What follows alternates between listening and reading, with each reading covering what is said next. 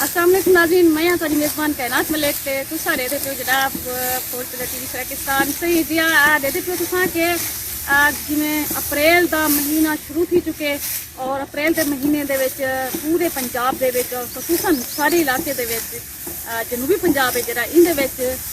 कणक की फसल तैयार थी चुकी होंदी है और लोग जरे इथा फसल कटेंदे पे होंदे और ये कटाई शुरू थी गई है गुज़श्ता दूसरे गहरे को पूरे जिले दे विच ते अज असां तो दिखेंदे से कि ये कणक जरा असां अट्टा खंदू ते ओ किवें इथा तैयार थींदे और हुंदी फसल इच कितने लोग इन मेहनत शामिल होती है। काश्तकार जरा है गंदम का काश्तकार कणक का काश्तकार जरा है वो किवें मेहनत करते साढ़े तक दाने आटा पुचेंदे क्योंकि खुद होंगे घर के आटा कै नहीं होता यानी कि जी पैदावार गंदम की करने वाले पैदावार करने वाले जो कणक छक ले वाले वो बाज़ दफ़ा इतनी क्राइसिस का शिकार थी होंगे कि उन्हें दे घर आटा कै नहीं होता गंदम कै नहीं होती लेकिन वो पूरे पाकिस्तान के असा स्वाखू साखू सारे को घर बैठे आटा पहुँचाते पे होने आओ अस अज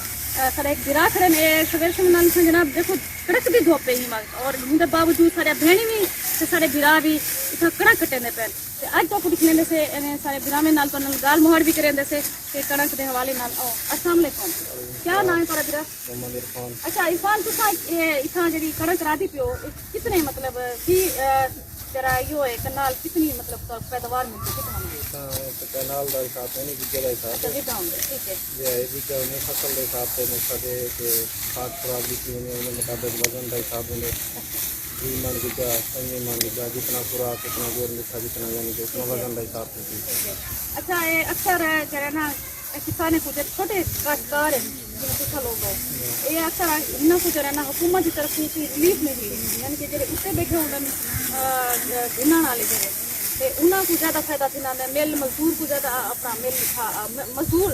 मिलना जरे हैं अट्टे के मिलना उन्होंने जो मालकान है उन्होंने को ज़्यादा फायदा थी पाते या जो मिडल मैन होंगे दरम्यान दे गिनता किरदार अदा करें वो ज़्यादा फायदा चाहते किसान शुदा उठी रहे होंगे ये क्या वजह है? किसान बस वो है किसान अपनी मेहनत करें मेहनत का फल चाहे ब्याह कुछ कहने हुकूमत अपना फायदा चाहिए बाकी अपना फायदा चाहिए खरीद फरोख्त अपना करें किसान ये मेहनत करे मजदूरी करे। जी नाज़रीन जिवें तुसां डिठे वे कि इत्थां कणक दी फसल कट्टी पई और सारे भेणी ते सारे बिरा जरे तो साडे दे पियो कि कटेंदे पेन फसल और नाल दे नाल कोशिश की है मैं भी कटा लेकिन उस तरीके नाल जितनी सफाई नाल ये लोग कटेंदे ये तजर्बाकार लोग हैं ये कटेंदे उवें तो मैं कभी लेकिन छोटे लासे भी दे दिया से कि जिवें सारे बड़े वडेरे फसल कटेंदे हैं तो कोशिश करने से दातरी नाल चाह ते कटाऊं क्योंकि ये तजर्बा जो लोगों को होंगे जो मुस्तकिल ये कट्टण वाले होंगे वही सही तरीके कट सकते हैं बहरहाल कोशिश है कि केड़ी हद तक कामयाब थियां ये तो तुसीं दसा सकदो। अज असां तक दिखाले से कि कणक किवें कट्टी वेंदी है कणक की फसल दे विच तो असां अपने देहात की भी सैर करिए से अपने सादा दिल लोगों की सैर करिए से कि किवें केड़ी मेहनत नाल केंजी गर्मी दे विच शदीद उतों तुसां दे पियो शदीद गर्मी में कोई बहु पसीना आया खड़े होंदे बावजूद एक मैं आदमी पिया लेकिन वो लोग जरा फसल कटेंदे खड़े उन्होंने कि थोड़ा जा भी इजहार नहीं किया कि गर्मी दे विच जरा ना असां फसल कटेंदे पियूं क्योंकि मेहनत करना बड़ा औखा है बहु औखा है और मेहनत के बाद जरी तो रोजी हासिल थी है हक हलाल दी रोजी हुंदा नहीं वाला खावन ढाढा मीठा होंगे तो बड़ा खूबसूरत लगदे। जी अज तुसां असां तो कुछ सैर करिए से कि गंढे भी बदल आथन तो इठे के पहले तैयार फसल को दातरी नाल ये औजार ये हथियार को आखे वेंदे ये इंदे छोटे छोटे हिंदे दंद निकड़े निकड़े जरे बड़े तेज होंगे और हिंदे मदद नाल जरा ये इतना फसल कट्टी वेंदी है ये दातरी है जब भी दातरी नाल ये फसल कट्टी है तो तुसां डिठे वे के सारे भेण ते बिराई सारे बालियां ये बड़े शौक ते ज़ौक नाल ही महीने फसल कटेंदे और आजकल जदीद दौर है तो पता है कि जिथा वड्डिया वड्डिया जदीद मशीनां आ गए उतना आम मजदूर जरे लोग हैं उन्हें दा जरिया माश जरा कि फी विगे के हिसाब से फसल कटेंदे हैं और उन्हें को दाने मिलते हैं वो घट थी गए क्योंकि थ्रेशर आंदी है या इंजी कटर मशीन आंदी है जी फौरन आंदी है और कट्टी वेंदी है नाल दे नाल दाने भी